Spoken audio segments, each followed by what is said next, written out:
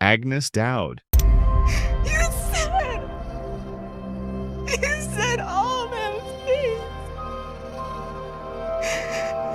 She doesn't scream at you, she screams at the past. In the foggy rod of Blue Water Marsh, between 9 p.m. and 3 a.m., there's a chance, just a chance, you'll hear her. First, it's a voice calling to no one, then a shape glowing faintly through the trees. That's Agnes Dowed, a woman in white, a ghost in the swamp. And if you're lucky, or cursed, you'll find her. Agnes doesn't haunt in one jump scare. She unravels slowly over 16 different encounters. Each one reveals a little more of her story, and it's rough. She fell for a married man, had a child with him, and then spiraled into madness. According to her own ghostly monologues, she killed her father, her lover, her baby, and finally, herself. Same tree she once kissed him under. Full circle heartbreak. Rockstar style? You can see her grave at Shady Bell, but that doesn't stop her from pacing the swamp at night, shouting into the fog. If you get too close, she vanishes. No fight, no cutscene, just gone, because Agnes isn't there for you. She's stuck in her own loop, yelling, crying, reliving everything. The final encounter? Her body, swinging, dead, whispering to you as if nothing happened. The ghost train.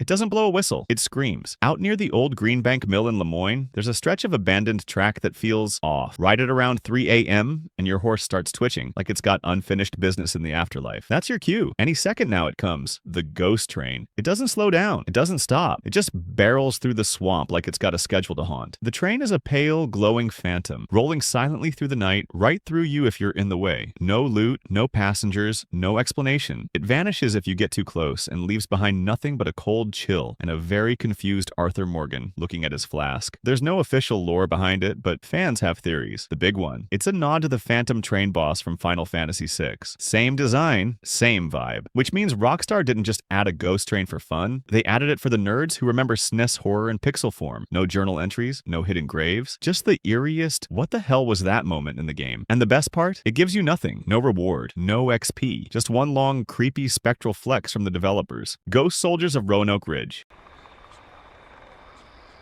What's that terrible noise? Marching soldiers, whispering lovers, and one very haunted forest. Roanoke Ridge isn't just a remote, it's wrong. You ride in at night and the game gets quiet, too quiet. Then the voices start. A man, a woman, desperate, haunted. Some players think it's Eugene Hutton and Ethel Bouchard, the doomed lovers from the Ghostly Serenade, that creepy in-game cartoon. Their story? Straight up cursed. They sneak off for a romantic walk, but the woods have other plans. Ghostly British soldiers appear, redcoats marching through the mist like they never got the memo the war ended. One of them chops off Eugene's head. It lands in Ethel's arms. Romantic, right? She runs back to town traumatized. The town thanks her by calling her a witch and lighting her up. Now, people say you can still hear them. No cutscenes, no map marker, just whispers bleeding through the trees. Crickets go quiet. Your horse freaks out. NPCs act like nothing's happening. But you hear it. You feel it. Some say it's just a reaction to the film. Others swear it's a real haunting baked into the game. Doesn't matter. Roanoke Ridge doesn't behave like a normal location. It behaves like a wound that never closed. No quest, no enemy. Just a forest stuck in grief. St. Denis Graveyard Widow.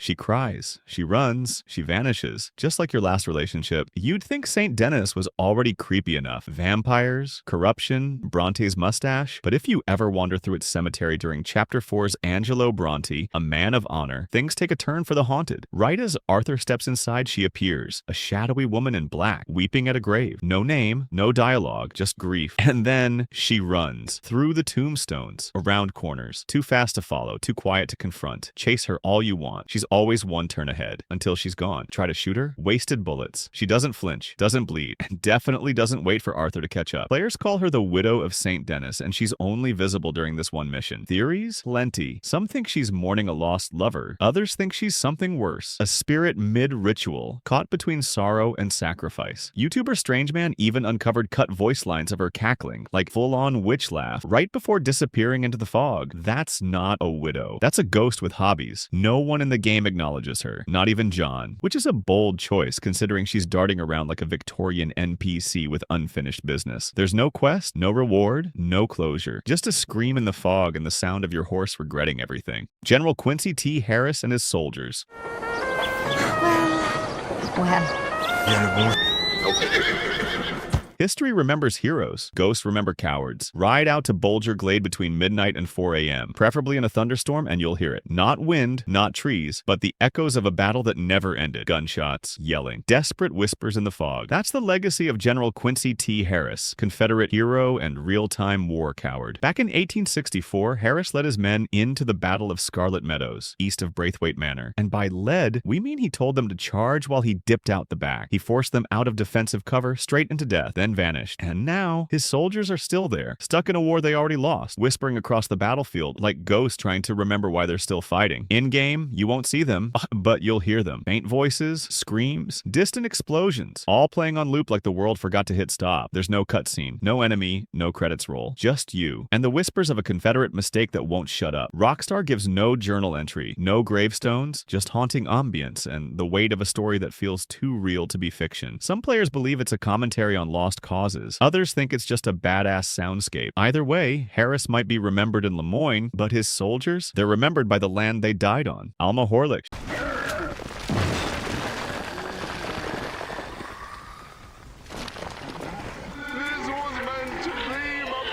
She's not late for her wedding. She's just very early for her funeral. Outside Coote's chapel, there's a woman in white. Delicate voice. Distant stare. Her name? Alma Horlick. And she's waiting for her fiancé. Has been for decades. In the original Red Dead Redemption, you find her standing in the ruins near the chapel. She asks you, very sweetly, very creepily, to go fetch her fiancé Peter Turner from the saloon. She says he's just running late. The church is ready. The dress is on. Everything's perfect. Except Peter never shows. Thing is, in the Undead Nightmare DLC, you can actually find Alma's grave in the Coote's Chapel Cemetery. The inscription, died alone, aged 65 years, which makes one thing painfully clear. When you met her, she was already dead. Some players think she's Rockstar's nod to Miss Havisham from Great Expectations, a woman frozen in time, abandoned at the altar, stuck reliving her worst day forever. In fact, Alma's ghost even rises from the grave during the DLC, screaming, "This was meant to be my perfect day," and then shrieking into the void. Even her name's a hint. Alma means soul in Spanish and Portuguese. John Marston's ghost.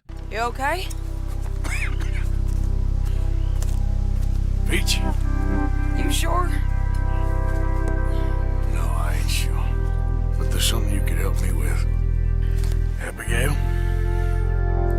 Jack? John? Make sure they make it. You know, you and me, we're more ghosts than people.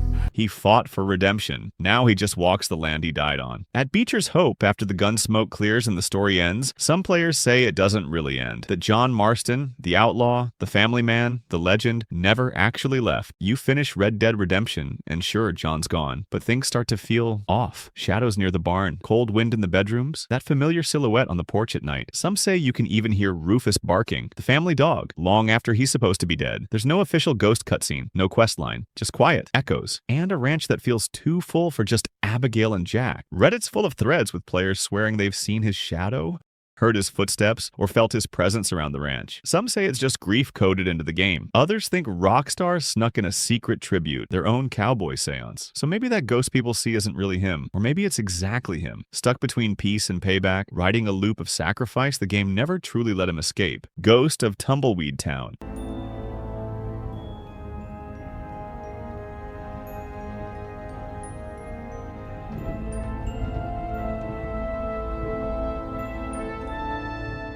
The town's dead. The ghost? Very much not. By the time you reach Tumbleweed in Red Dead Redemption, it's already a corpse of a place. Empty, broken, and rattling in the wind, like it's trying to whisper something. But if you hang around long enough, some players say it does. People have reported shadows in the sheriff's office, ghostly footprints leading to nowhere. And the big one? A spectral figure in the old mansion, silent, staring, and gone the second you blink. Even the in-game Blackwater Ledger prints it. Tumbleweed haunted? Article warns of unnatural happenings. Ghosts, ghouls, and yes, even fairies. Another rumor hints at treasure buried deep in the mansion's ruins. Maybe that's why the spirit's still there, guarding loot, or just mad nobody RSVP'd to its funeral. And in Red Dead Redemption 2, the town was barely holding together. Crooked lawmen, raging outlaws, and everyone fighting over a future that never came. By the time we return in 1911, it's all over, except the mansion. That thing still watches you. You don't get attacked. You don't get answers. You just get that slow, creeping feeling that you're not alone.